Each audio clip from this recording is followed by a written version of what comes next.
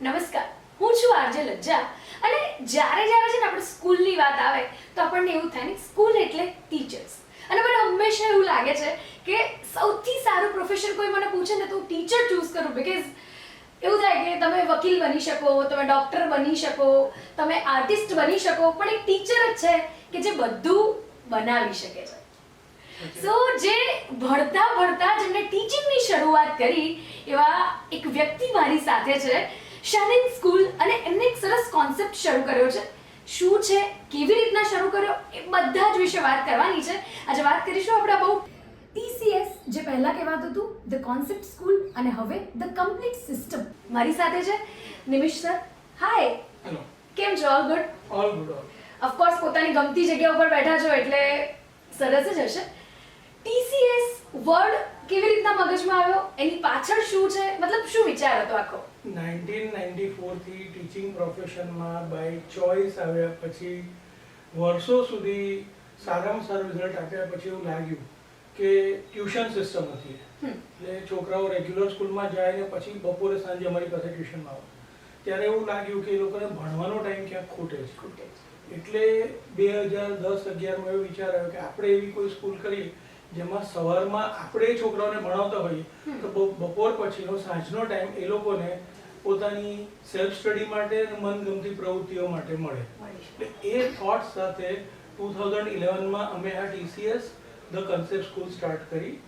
સો concept સ્કૂલનો purpose જે હતો એ જ હતો કે ક્વોલિટી ઓફ લાઈફ 11-12 2 વર્ષ ભણતા હોય એ દરમિયાન સારી રહે અને સારું એજ્યુકેશન મળે, અને જે જગ્યાએ પહોંચવું છે 12 પછી એ કોમ્પિટિટિવ એક્ઝામ હોય તો એમાં પણ સારું રિઝલ્ટ આવે, બોર્ડ એક્ઝામ હોય તો એમાં પણ સારું રિઝલ્ટ આવે. That was a basic concept of concept school. વાહ, એટલે ઇન શોર્ટ એવું સમજી શકાય કે પેલું સ્કૂલ ટ્યુશન એ બંને વચ્ચેની જે ભાગાભાગી થાય છે એનો વચ્ચેનો રસ્તો એટલે TCS. સો સ્ટુડન્ટ્સનું શું કહેવું છે આનામાં આવ્યા પછી? આ સિસ્ટમમાં જે ભણનારા સ્ટુડન્ટ્સ છે અને જે સિન્સિયર સેલ્ફ સ્ટડી કરવા માટે પહેલેથી હેબિચ્યુએટેડ હોય એ લોકો માટે આ સિસ્ટમ એક બ્લેસિંગ જેવું છે. કારણ કે સવારના રેગ્યુલર સ્કૂલ અવર્સમાં 1 o'clock સુધીમાં એને જેટલું એમના જે સબ્જેક્ટ્સ હોય એ ભણવાનું સરસ ગાઈડન્સ મળી ગયું એટલે પછી બપોર પછી કોઈને સુવાનો શોખ હોય તો એને 1.5-2 કલાક સુવાય મળે. એના પછી એને સપોઝ 1.5-2 કલાક ક્રિકેટ રમવું હોય એ પણ થાય કે કોઈને સુવાનો શોખ છે, કોઈને ક્રિકેટનો શોખ છે, કોઈને ડાન્સ, મ્યુઝિક, તો એ બધું કરે, પણ એની સાથે સાથે 4-5 કલાક એને ભણવાના રેગ્યુલર મળે. અને એને કારણે એ લોકોનું રિઝલ્ટ બહુ જ સારું આવે છે. કારણ કે એક સેટિસ્ફેક્શન વાળી લાઈફ બને છે. પેલી રેગ્યુલર મોલ્ડમાં જે ભણવામાં જાય છે એમાં ક્યાંક પોતાનો સેલ્ફ માટેનો ટાઈમ નથી મળતો. એને કારણે ભણવાનું જે છે ને એ એક બોજ વાળું બોરિંગ થઈ જાય, અથવા ક્યાંક એકદમ ડ્રાય અને મોનોટોનસ એક્ટિવિટી થઈ જાય છે ને, પેલી અંદરની જે ઝીલ હોય ને ભણવા માટેની એન્થુઝિયાઝમ એ ક્યાંક કોમ્પ્રોમાઇઝ થતું લાગે. જ્યારે અહીંયા ભણતા હોય તો ખુશ રહીને ભણે છે એવું તો અમે જોયું છે. ટ્રુ. એટલે એવું થાય ને કે પેલું કે મારે ડાન્સ નહીં થાય, મારે આ છોડવું પડશે, મારી 11-12 છે એટલે મારે આ વસ્તુ છોડવી પડશે, એ કોન્સેપ્ટમાંથી તમે સ્ટુડન્ટ્સને 100% બહાર લઈ આવ્યા છે. તમે માનશો, અમે તો એવા પણ અહીંયા સ્ટુડન્ટ્સને ભણાયા છે કે જેણે એડમિશન લીધું હોય ત્યારે મનમાં એવું નક્કી કર્યું હોય કે હવે 11-12 છે તો હું મારું ક્રિકેટ રમવાનું બંધ કરીશ કે મારું બેડમિન્ટન બંધ કરીશ. ઉલટાનું અમે પેરેન્ટ્સને બોલાવીને એમને કન્વિન્સ કરીએ કે let him or her continue what he or she loves to do, તો એનું એકેડેમિક રિઝલ્ટ વધશે. And we have had students who have played for cricket team of Baroda, or they were national level champions in different sports. અહીંયા ભણતા એનું ભરતનાટ્યમનું 7th યરની exam આપ્યું, આરંગેત્રમ થયું હોય. હમણાં 12thમાં એક સ્ટુડન્ટ છે એ નીટની એક્ઝામ 5મી મે આપી રહી છે ને ગયા સન્ડે એણે એનું કથકનું 6th યરની એક્ઝામ આપી છે. એટલે that is only possible in such concept school. A regular મોડમાં શક્ય જ નથી. ટ્રુ. કેમ કે રેગ્યુલર મોડમાં લોકો પાસે એટલો સમય જ નથી હોતો. શરૂઆત તમે 11-12 થી કરી હતી, અત્યારે તો 5th 6th 7th to 11-12, એટલે ધીરે ધીરે આટલી સરસ લાંબી તમારી જર્ની છે. હવે એ આખું એકચ્યુઅલી પેરેન્ટ્સની રિક્વાયરમેન્ટને આધીન જ ડેવલપમેન્ટ થયું. જ્યારે અમે 2011માં શરૂ કર્યું ત્યારે અમારો વિચાર એ 11-12 માટે હતો. તો પહેલા 2 વર્ષમાં જે રિઝલ્ટ્સ આવ્યા અમેઝિંગ, અને એને કારણે એ જે પેરેન્ટ્સ હતા જેમના મોટા સન ડોટર 11-12માં ભણતા હોય એમની ડિમાન્ડ એવી આવી કે 9th 10th પણ આવું હોય તો સારું. એટલે પછી 2015માં અમે 9-10 ઇન્ટ્રોડ્યુસ કર્યું. ત્યારે અમારી સાથે સોનલ મેડમ અને મિહિર સર જોડાયા અને એ 9-10ની રિસ્પોન્સિબિલિટી એમની લીધી. હવે એ પ્રોસેસ કન્ટિન્યુ રહ્યો કારણ કે ત્યાર પછી એવું 7th-8thની ડિમાન્ડ આવી. એટલે ધેન આફ્ટર ફ્યુ યર્સ વી ઇન્ટ્રોડ્યુસ 8th. ત્યારે થોડું ઇન્ફ્રાસ્ટ્રક્ચરની લિમિટેશન હતી એટલે 7th ના સ્ટાર્ટ કરી શક્યા અને from this year now we are adding 5th, 6th, 7th. એટલે પર્પઝ એવો છે કે એ 5th, 6th, 7th, 8thમાં એ લોકોને એટલું સરસ ફાઉન્ડેશન મળે જે એમને 9-10માં કામ લાગે. 9-10નું સ્ટ્રોંગ ફાઉન્ડેશન 11-12માં કામ લાગે. ને અમે એટલું તો ગેરંટી આપું કે 11-12માં જે ફાઉન્ડેશન મળે છે એ લોકોને એ પછી એ જે પણ આગળ કોર્સમાં જાય છે, કોઈ એન્જિનિયરિંગ તરફ જાય છે, કોઈ મેડિકલ તરફ જાય છે, કોઈ પ્યોર સાયન્સીસમાં જાય છે, એટલે જ્યાં પણ જાય છે ને ત્યાં આ સ્ટ્રોંગ ફાઉન્ડેશનને બહુ જ હેલ્પફુલ રહે છે. એટલે એટલે પાયો બહુ જ મજબૂત હોય છે એ લોકોનો. પાયો બહુ સરસ મજબૂત થાય અને એ 2 વર્ષ કે 4 વર્ષ કે 5 વર્ષ જે સ્કૂલ સાથે એ લોકો ભણ્યા હોય એમાં કંઈક તો એવું મેળવે કે જે જિંદગીભર એમની સાથે રહે છે. એ મોટાભાગના સ્ટુડન્ટનો ફીડબેક હોય. ક્યાંક ગયા હોય અને સ્ટુડન્ટ પ્રેમથી મળવા આવે એનાથી વધારે તો બીજું હોય જ નહીં. 100%. 2011થી એક વિચાર તમે વાવ્યો કે ભાઈ હવે મારે TCS શરૂ કરવું છે અને અત્યારે 2024માં આટલા વર્ષની જર્ની TCSમાં શું ચેન્જ આવે? જ્યારે ઇનિશિયલી શરૂઆત થઈ ત્યારે સેમિસ્ટર સિસ્ટમ ઇન્ટ્રોડ્યુસ થઈ 2011માં. હવે એ સેમિસ્ટર સિસ્ટમમાં 4 સેમિસ્ટરમાં એક્સલન્ટ રિઝલ્ટ આવ્યા. 100માંથી 100 માર્ક્સ હોય, ફિઝિક્સ હોય, કેમેસ્ટ્રી હોય, મેથ્સ હોય, બાયોલોજી, એમાં અમારા સ્ટુડન્ટ હોય. ત્યારબાદ કોમ્પિટિટિવ એક્ઝામનો એક ફેઝ આવ્યો કે JEE અને નીટ ઇન્ટ્રોડ્યુસ થઈ ગયા. તો એમાં અમારા સ્ટુડન્ટ્સે આઉટસ્ટેન્ડિંગ રિઝલ્ટ લીધું. સેમિસ્ટર સિસ્ટમમાંથી એન્યુઅલ સિસ્ટમ પર એ ટ્રાન્ઝિશન થયું. બટ હું તમને કહું, અમારું એક સેન્ટેન્સ હંમેશા રહ્યું છે કે સિસ્ટમ મે ચેન્જ, એટલે એજ્યુકેશનના અંદર જે ઇવેલ્યુએશન પેટર્ન ચેન્જ થાય પણ જે અમારા ત્યાંની TCSની જે જર્ની ટુવર્ડ્સ એક્સલન્સ હોય એ કન્ટિન્યુ થાય. એટલે પ્રવાહ બદલાતો ગયો, એક્ઝામિનિંગ પેટર્ન બદલાતી ગઈ, પણ weather it is board or semester exam or annual exam or competitive exams like JEE, NEET, NATA, our students have done excellent everywhere. And board result હોય 10th હોય કે 12th હોય, જે percentageમાં result અમારું ratio આવે, that is amazing.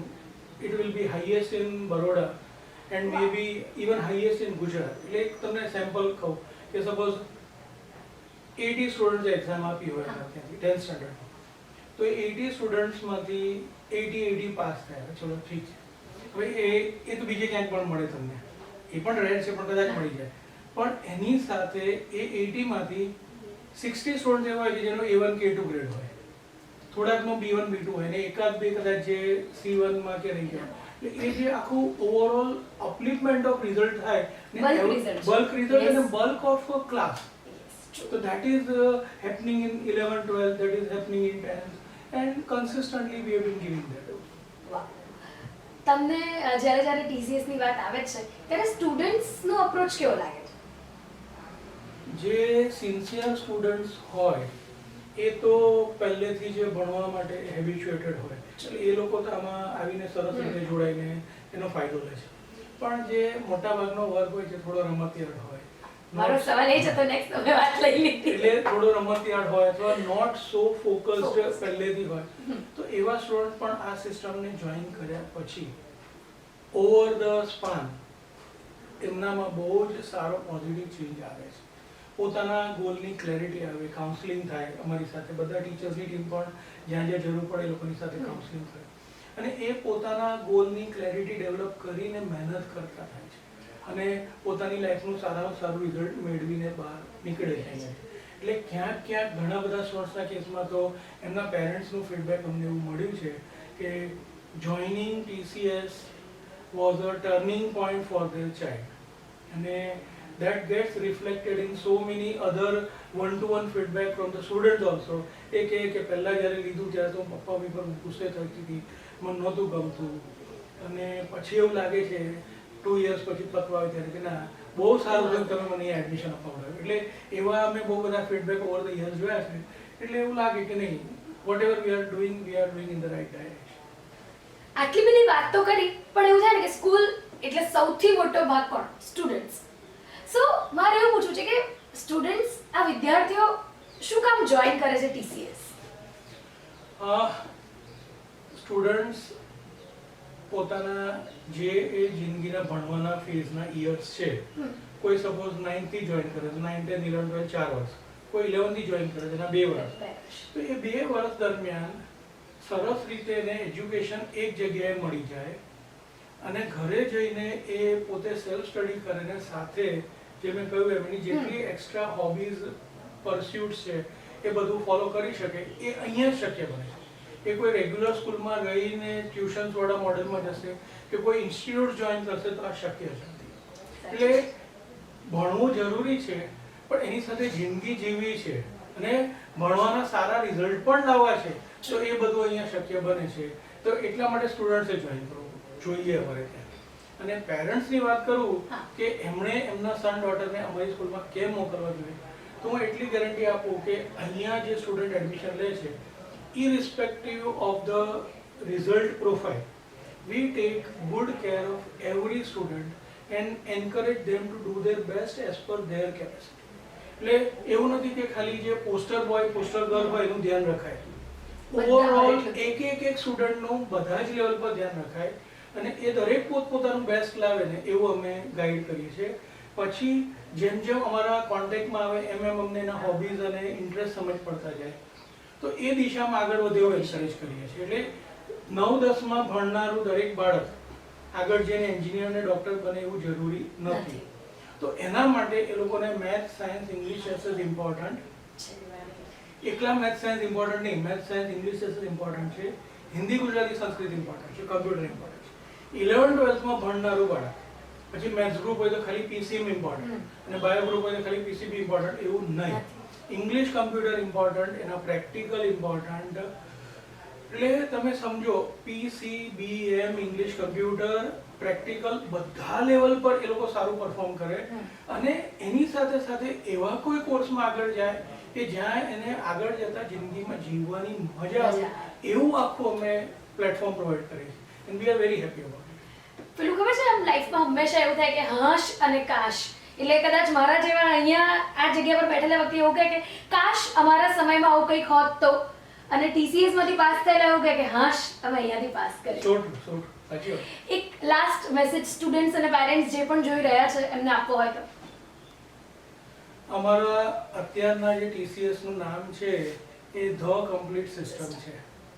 તો નામ ખરેખર સાર્થક નીવડે એવો આખી ટીમનો પ્રયત્ન હોય છે ને એવું અમને ઘણા બધા સ્ટુડન્ટ્સ અને પેરેન્ટ્સના ફીડબેક તરફથી મળે છે ખરું કે yes we are going in the right direction. There is always a scope of improvement.